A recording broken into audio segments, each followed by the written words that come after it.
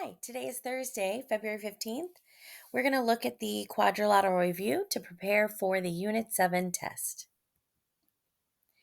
We will review polygons, parallelograms, rectangles, rhombi, squares, kites, and trapezoids.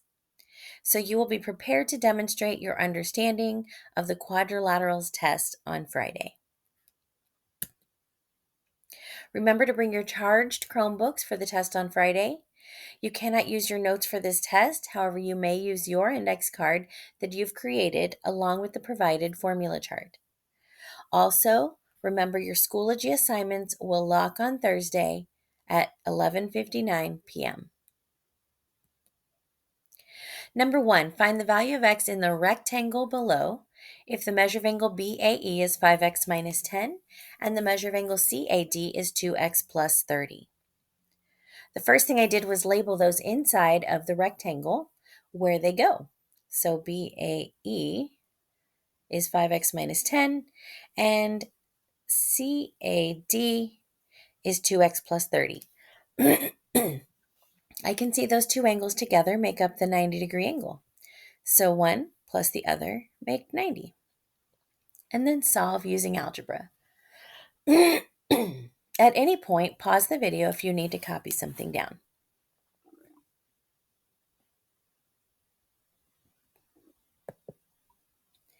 The next one, I know there's a lot going on here, but we'll walk through it together. What are the properties of the quadrilateral graphed below? So I started most general and moved my way more specific. It told me it's a quadrilateral, so I immediately know it has 4 sides, and the angle sum is 360. So then the next thing I was going to test to see if it was a parallelogram.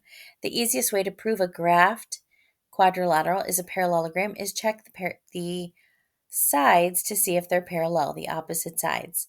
So I looked at from A to B. I have to go, my rise is down 4 and back 8. So really I could think of it as up 4 and to the right 8, which is 1/2. And then the opposite side is also up 4 and to the right 8. So they're both 1/2, which means they are parallel. Then my other two sides, I have to go down 4 and over 2, and then down 4 and over 2. So they are both a slope of -2. So they are also parallel. Since opposite sides are parallel, here and here, here and here, this is a parallelogram. And I can say opposite sides are parallel, opposite sides are congruent, opposite angles are congruent, and if I drew in the diagonals, they would bisect each other. So then the next thing, if you're a parallelogram, you could also be a rectangle or a rhombus, and if you're both of those, you'd be a square. So let's test to see if we're a rectangle. If we're rectangles, we should have 90 degrees. Our consecutive sides should be perpendicular. So I looked at my two consecutive sides. I chose AB and BC. So this side here, AB, and this side here, BC. I'd already found the slopes for those over here. So AB was 1/2 and BC was -2. If those consecutive sides are perpendicular, then they'll be opposite reciprocals. This one's positive, this one's negative. So together they are opposites. And then this one's 1 over 2. This one's just 2, which can be written as 2 over 1. So they are also reciprocals, which means yes, this is a rectangle. So all the angles are 90 because consecutive sides are perpendicular. And my diagonals, if I draw them in, they will be congruent. The last thing I checked was if it was a rhombus, because if it's a rhombus, then we're also going to call it a square. So is it a rhombus? I checked how far is it from A to B. So I've already seen from A to B, I have to go 8 and 4. So I did Pythagorean theorem with 8 and 4 and got that was 8.944. Then I checked AD. I already know that's 4 and 2 with a hypotenuse. So I did the Pythagorean theorem with 4 and 2 and got that was 4.472. So these two sides are not congruent to each other, so we're not a rhombus, which means we're also not a square, and we have none of those properties.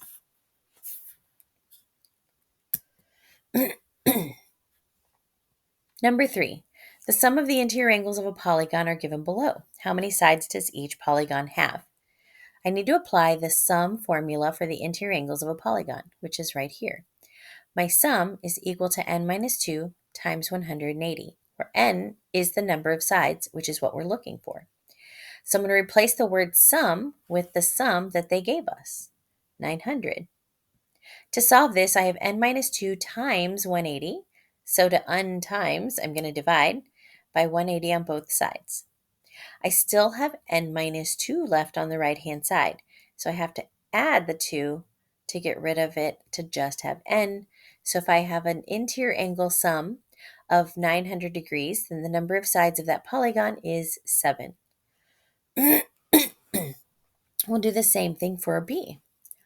If my interior angle sum is 1,980, n minus 2 times 180, divide by 180, add 2. If my interior angle sum is 1,980, then the number of sides for that polygon is 13. Number 4. Parallelogram WXYZ has the following vertices, W, X, and Y. Find the coordinates of Z. So the first thing I did is I graphed W, X, and Y, and then I connected them in the order of W, X, Y because order is important. So make sure you connect W to X to Y because that will show you what direction your parallelogram needs to lean. So then, since we have this side here that is horizontal, I can count how far that is. 1, 2, 3, 4, 5, 6, 7. So then I know I need to go 7 horizontal from Y to be able to find point Z, which is at the point -5, 2. Number 5. June built a fence to surround her property. On a coordinate plane, the 4 corners of the fence are located at those 4 points. What is the most specific classification of her property? So I started least specific, and I'm going to work my way down kind of the polygon flow chart, if you will. So is it a polygon? So a polygon is made with segments. It's flat. It's closed. There's no curves. So yes, it's a polygon. But that's not probably the most specific thing we can call this because we can see it has 1, 2, 3, 4 sides. So it's definitely a quadrilateral. So then from quadrilateral, the special kinds of quadrilaterals it can be would be a parallelogram. And if it's that, then there's even more specific I could go. Or it could be a kite. Or it could be a trapezoid. And if it's a trapezoid, I also want to check, is it an isosceles trapezoid? So after quadrilateral, I looked at parallelogram, and I looked at my opposite sides down 2 over 3, and then I came over here down 2 over, nope, right? These are not going to be parallel. So it's definitely not a parallelogram. Immediately could mark out all of the parallelograms in my list. So then I came to kite, and I said, is this a kite? If it's a kite, then two consecutive sides should be the same length. So this one was an easy one to find. I could just count 1, 2, 3, 4. So then I came over here and I checked this one to see if it was also 4. And it is, I had to go 1, 2, 3, and 2. So I did the Pythagorean theorem with 3 and 2 and got it was not 4. So then I said, well, is this one congruent to this one? Are these two the same? So I went up 2 and over 1, 2, 3, 4, 5, and I did the Pythagorean theorem with 2 and 5, and I got this one. And at this point, I could see these two are not the same, and these two are not the same. So even if these two are the same, it still would not be a kite. So I said, nope, it's definitely not a kite. Last thing I checked was, is it a trapezoid? So if it's a trapezoid, one pair of sides will be parallel. We already checked this is 2/3, and this one was not 2/3. So this one was these two are not parallel. This one's horizontal, which means the one across from it would be horizontal if it was a trapezoid, which it's not. So it's not a trapezoid. So the most specific thing I can call this shape would be a quadrilateral. Number 6. Write an equation, find the value of n. The first thing I have to do is I have to figure out, okay, I have all the interior angle information, but what do they all add up to? So I count that I have 5 sides to my shape. So the number of sides is 5. I know the sum of the angles will be n minus 2 times 180. So 5 minus 2 is 3. 3 times 180 is 540. So then I take all of these angles and I add them together and I say that's going to equal 540 degrees. Then I just do my Algebra 1 properties to solve and get x equals 45. Remember, if you need to pause to write anything down, please do so.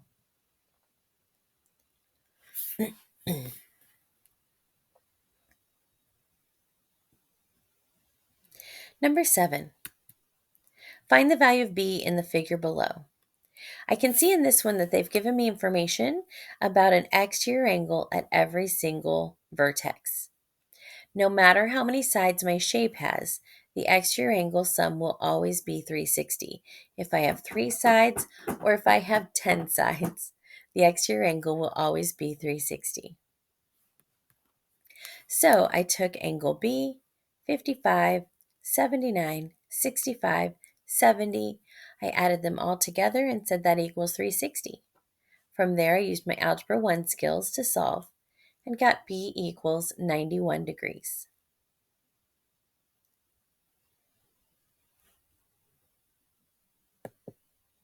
Number 8, given kite JMHS, where J and H are the top and tail angles. So the first thing I did was label J as the top angle, and then I walked around M, H, S, and noted for myself that H was a tail angle. M and S are the side-to-side angles, which they naturally are as I labeled. And then I also went ahead and said if S and angle M are side angles, then I know this is congruent to this. My diagonals intersect at R. So when I drew in my top to tail diagonal, I also marked that these two angles are bisected. I marked that these two angles are bisected. And then I marked that these two angles are the same, but different from these two angles, which are the same. Then I also marked that I had 90 degrees in the center. The measure of angle RMH is 25. So RMH, I highlighted in pink, it's 25, which means the one across from it is 25 on the side-to-side angles. The measure of angle SJM is 98. So SJM, that whole angle is 98 degrees. I know the top to tail diagonal bisects both the second diagonal and the angles. So each of these angles are 49 degrees. Then find JMS. Angle JMS is this little angle right here. So then I said, okay, I have a right triangle where I know this angle's 49 degrees, this angle's 90 degrees. What's this one? So 49 plus 90 from 180 leaves me with 41 degrees for the measure of angle JMS.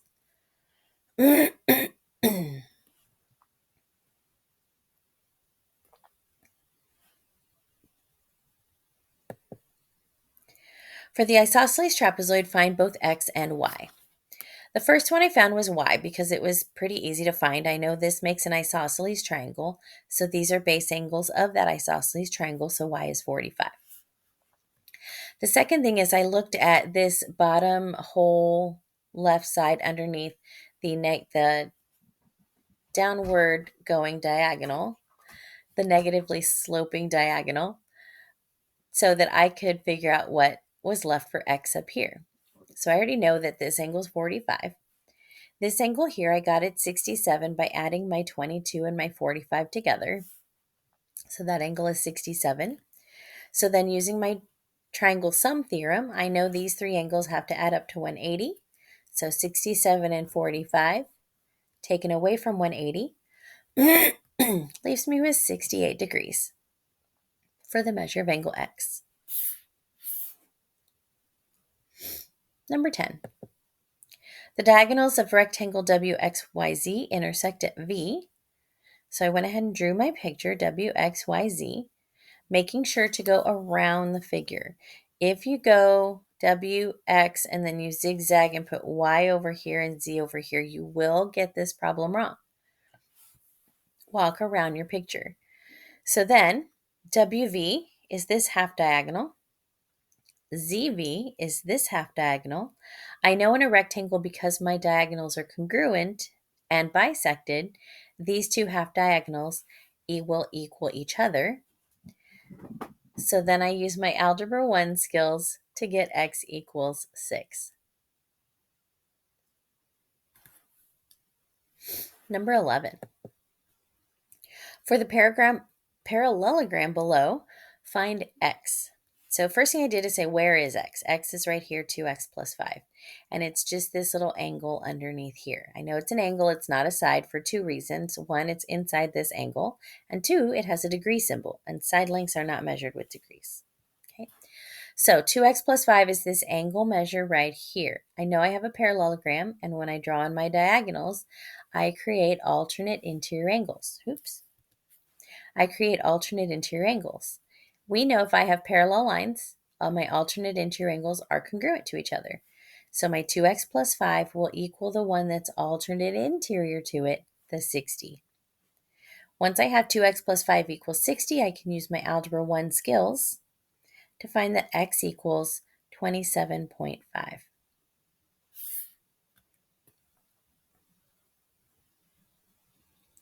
Number 12. In rhombus WXYZ, the diagonals intersect at V. If ZX equals 24 and WX equals 15, what is YW? So as I looked at each thing, I marked my picture. Rhombus WXYZ. So if it's a rhombus, all my sides are the same. So I put tick marks everywhere. If it's a rhombus, my diagonals bisect the angles and opposite angles are congruent. So these two angles are congruent. These two angles, so really these four angles are congruent. And then this diagonal, these four angles are congruent. And if it's a rhombus, it's a parallelogram.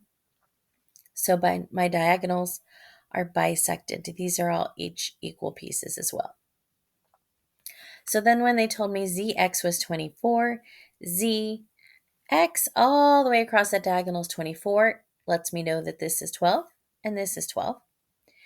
WX is 15, WX is 15. If this is 15, all the sides are 15. What is WY? So WY, I want this whole diagonal. I'm going to use the idea that, I forgot to mention, when I saw the word rhombus, I also knew my diagonals intersected at a 90-degree angle. Okay. All right, so then I looked at just this right triangle where I know this side is 15 and this side is 12. So I redrew it over here, 15 and 12. I'm only missing this leg. So this leg is going to be the square root of 15 squared, the hypotenuse squared, minus 12 squared, which gives me 9.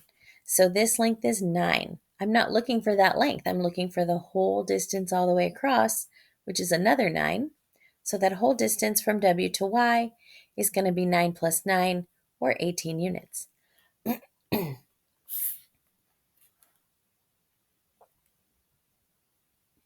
Number 13. Find the length of the diagonals in the kite below.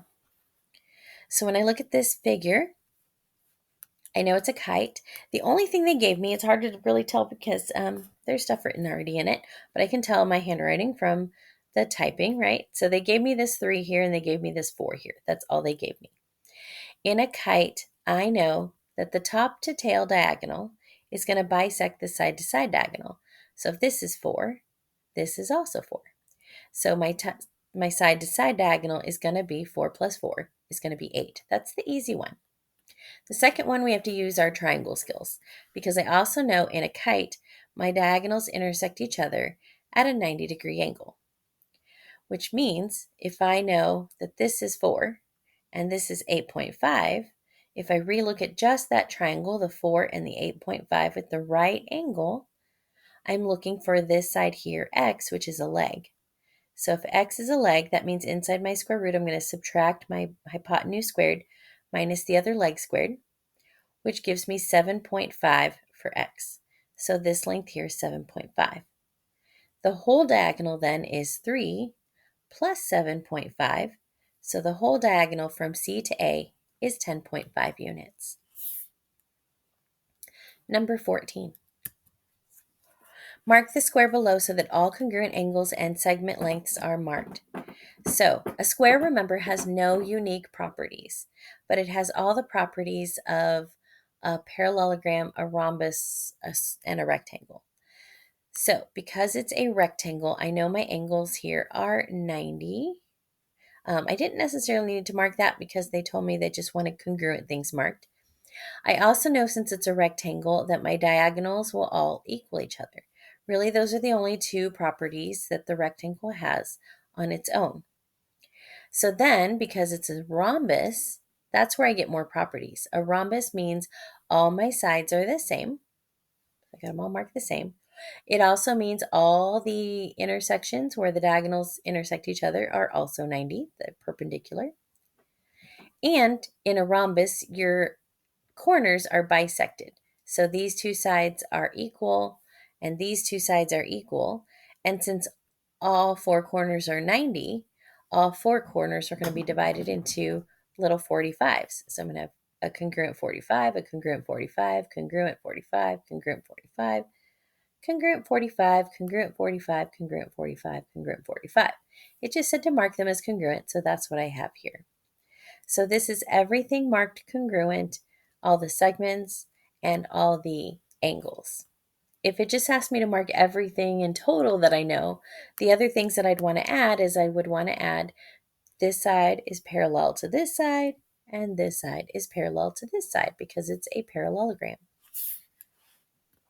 Number 15. Write an equation that would allow you to find the value of x so that this quadrilateral is a parallelogram. So if I want this to be a parallelogram, then my opposite angles have to be congruent. So I'm going to check to see that 3x minus 2 is going to be equal to 4x minus 8. 3x